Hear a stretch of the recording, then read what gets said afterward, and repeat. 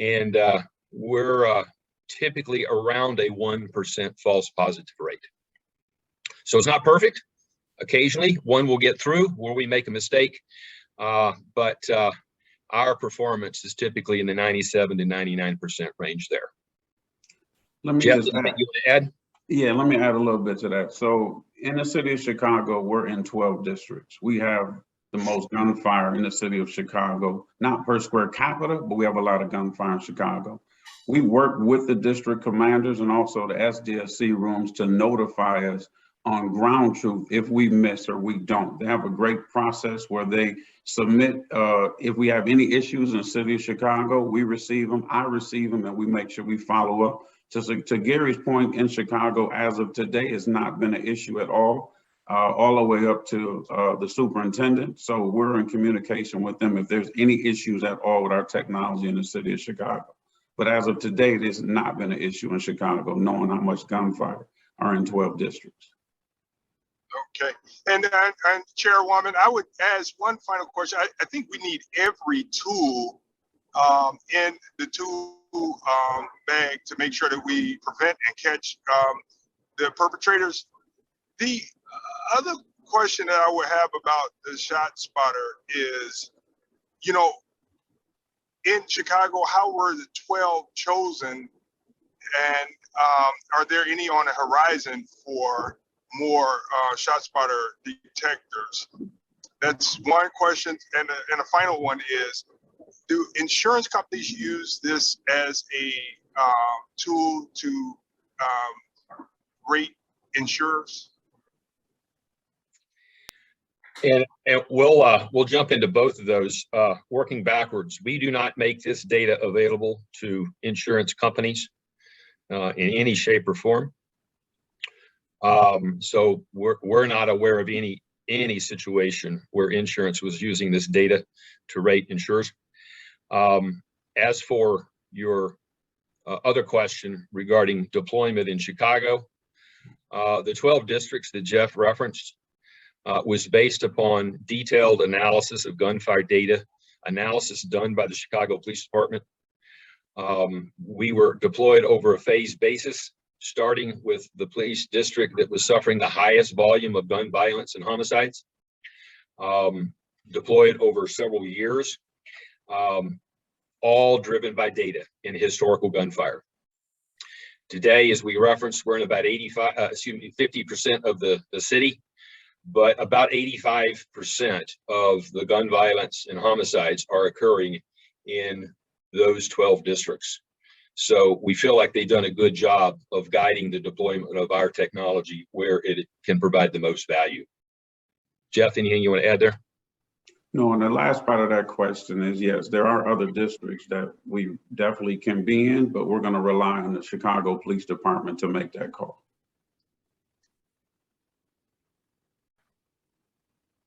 Representative Windhorst, and then question from Representative Ugasti. Thank you, Chair Hurley, and thank you for the presentation. I guess just a simple question: is there any legislative impediments that exist that prevent your program from being more effective or successful? Nothing that we are aware of. Thank you for what you provided, and that was valuable information. Thank you, Chair. Thank you. Okay, does anybody have any further questions for this panel? Representative LaPointe? Vote. I'll defer to Rep. Ugasti first. Oh, his hand was down. I thought that Windhorst had asked No, his question. I don't know what happened there. My apologies. Okay, go ahead. Just quickly, I understand the percentage of accuracy is great and very helpful. Is anyone tracking how many are missed? In other words, police are called to the area. They know there's been shots fired. They see casings. There's witnesses, what have you. But your technology did not pick it up or alert them. Do you have that information? Yes. So, yeah, I can answer it, Gary. So what we do is we do an account review. We do a monthly report to the police department on what we miss, misses, mislocates, misclassifications. the lowest district, we're in the high 90s in all districts in Chicago. So we communicate with them. Like I said before, I'm assigned to every district. I receive the email and we do a monthly report to make sure we're accurate with our misses, to your point. But yes, we track all of those metrics. And the only thing I would add there is in our contract with the city of Chicago, as well as the other agencies that are referenced here in the state of Illinois, and I believe every contract here in Illinois, we have service level guarantees that are part of the contract where we guarantee that we will perform, meaning we will detect 90% of all outdoor unsuppressed gunshot, 24 caliber and above. And the metrics that Jeff just referenced are used to track our performance against those service level guarantees. And that kind of commitment is in our contract with every one of these Illinois agencies.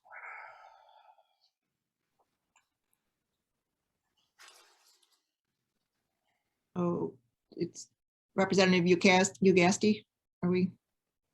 Sorry, just quickly. So what I heard was either you'll be at 90% plus for overall metrics, or under the contract, there's some sort of recourse for whoever's purchasing. Is that correct? Yes, sir, that is correct. We guarantee performance 90% or better. And if we fall below that over a period of time, then there are financial penalties that are imposed that can be applied with future renewals or subscription terms in the agreement. Okay, thank you. That's all I had. Thank you.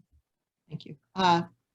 Representative LaPointe and then Representative Hirschauer, and then we're probably going to conclude our extended task force.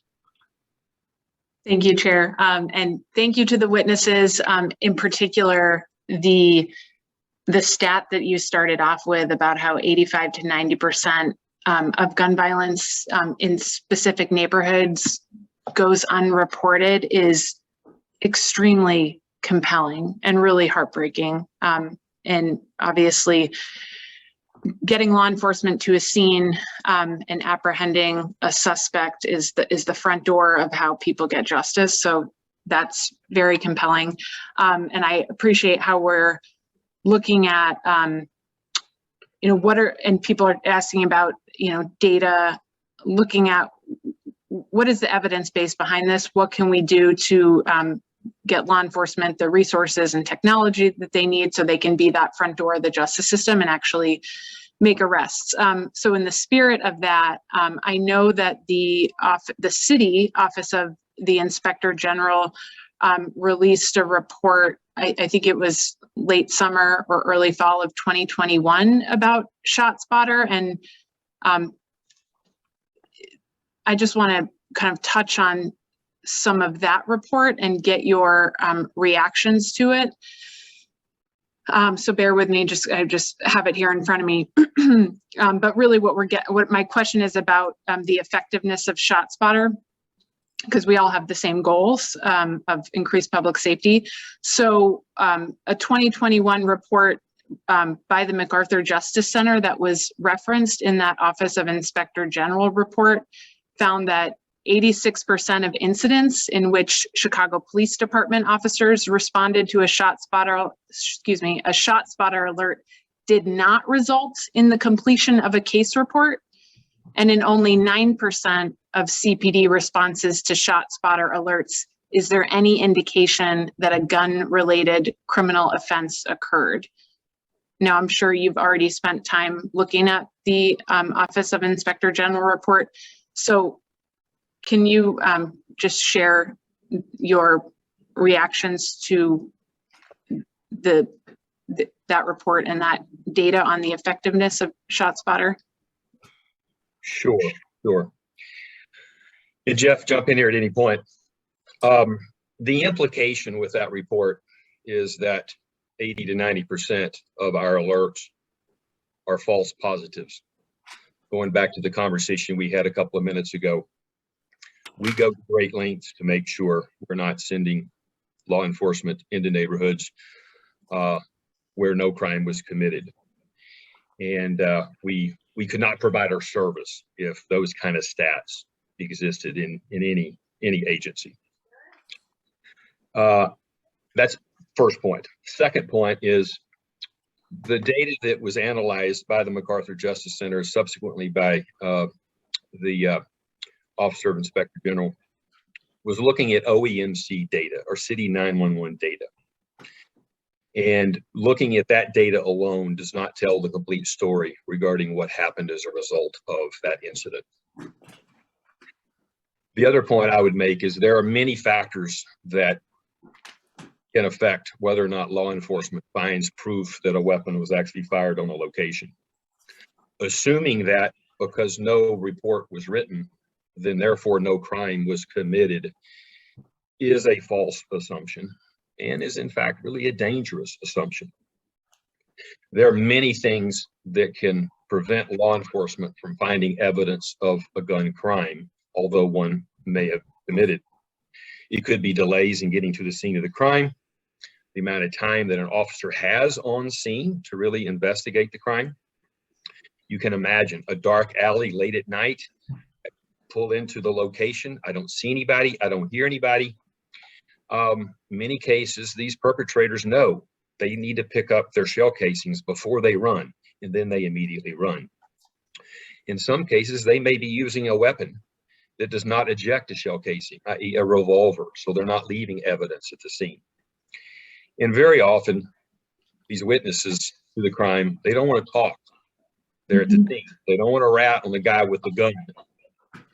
So there's a variety of factors, whether it's a ShotSpotter gunfire alert or a call to 911, that can leave a law enforcement in a situation where they're investigating the scene of the crime, but they did not find evidence that a crime was committed. Let me stop there and turn to Jeff. Jeff, anything you want to add there? Yeah, just a couple of things. So Director Kelly made a comment on, he doesn't know all the highway shootings that have occurred on the highway unless somebody either gets shot or evidence is found, correct? Like a vehicle, anything like that. I don't know if anybody in this call has ever went to a gun range and you went to the gun range that day and you're outside and you had to pick up your casings. And I've shot many guns. I had to qualify every single quarter and I shot over thousands of rounds. But when I'm out there and I'm looking at in broad daylight, in rocks and weeds, I can't find all the evidence that they find as far as shootings, right? And I mean, casings, once I get done shooting or qualifying. So just like Gary said, during the study also, it was a height of the pandemic. It was a height during 19 and 20 when they took the information, and Gary said it was just OMOC that really got that information. Another comment I know you might ask is, they say, why are you in Black and brown neighborhoods? And again, we answer that a little bit. We let the police departments around the country talk about their data. We have never deployed in any city where ShotSpotters went in the city and said, hey, we need to be in this area. We rely on data, years of data that's in that area. And we also work with the community to make sure that money goes towards the community in those areas, you know, either it's whatever community program you might have. One of the other comments, and I'll just address this, they said that our technology sends police officers to harass the community. To this day, there's been no reports to our knowledge and our customer base that they've harassed anybody, or there's been no suit filed based on that. So a lot of stuff, and I always say, if you throw something against the wall, you don't clean it up because it's not founded just to have a news story. I've been in public safety for 35 years. I had to deal with the media and I had to deal with many reports from stuff that went over when ATF had guns going overseas. So again, it's just how do you address the issue? And we candid and we will answer any question that you have. So you just got to be candid and have these conversations.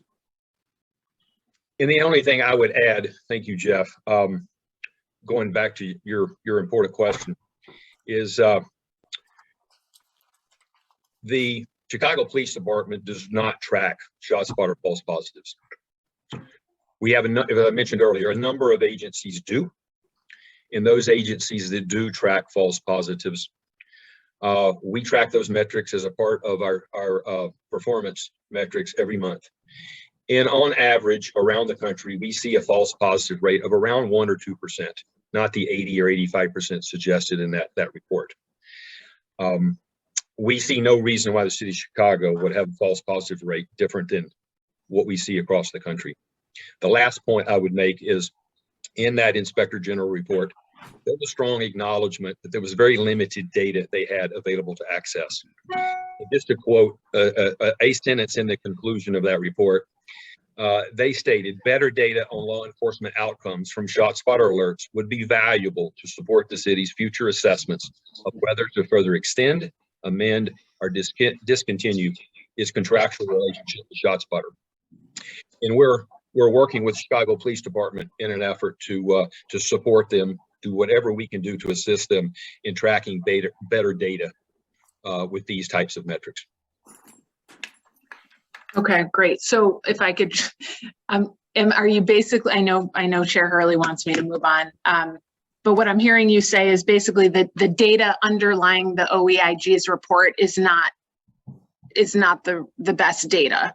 And that's why their conclusions are different from your conclusions. That's my takeaway from what you said. You don't, unless that's way off base, you don't have to respond.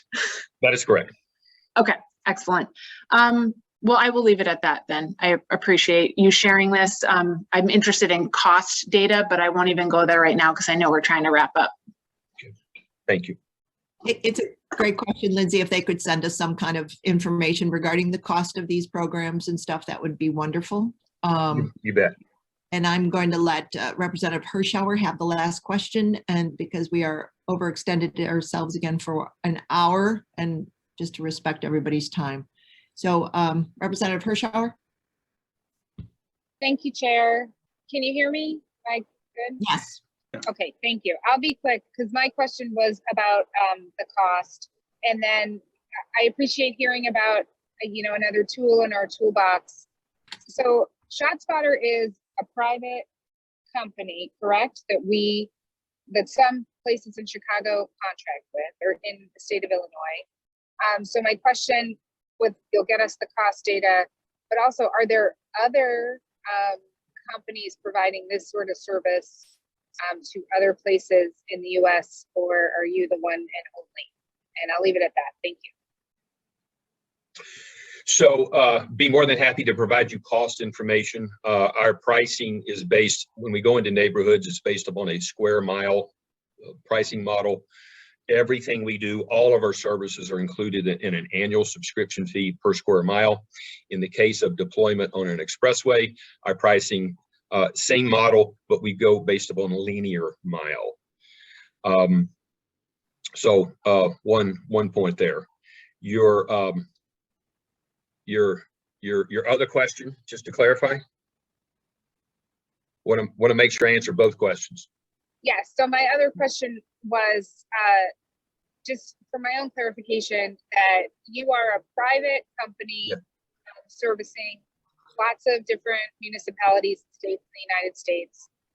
So clarify that. And then are there other companies like ShotSpotter doing the same thing?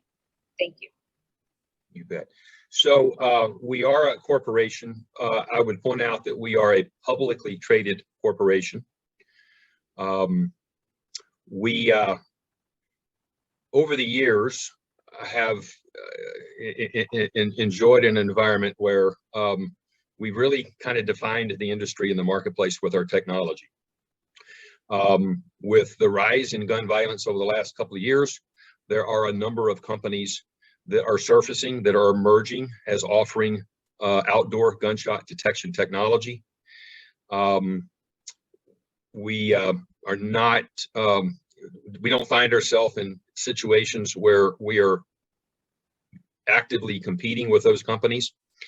Vast majority of our contracts, as a result, are issued on a sole source basis. But there are companies that are surfacing and representing that they're offering gunshot detection.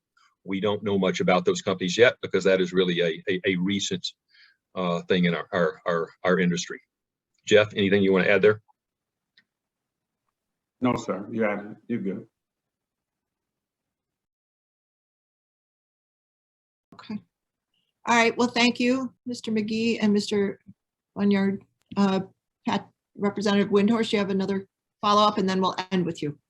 Yes, and actually not for ShotSpotter. It was for something that was brought up earlier by Director Kelly, referencing officer training, which I think implicates us involving ILETSB in one of our hearings. I believe the information I've been provided is that they have expressed a desire not to present to our task force, and I think it would be good to hear from them. So I know that you and I believe you and Chair Ford share that belief as well, but I just wanted to state that since we'd heard from Director Kelly this morning. Famous words noted. Thank you. All right. Well, thanks, everybody. Thanks for staying with us as long as you can. Thanks for watching, and if you haven't already, please consider subscribing to our channel. And while you're at it, please leave us a comment. Thank you for watching.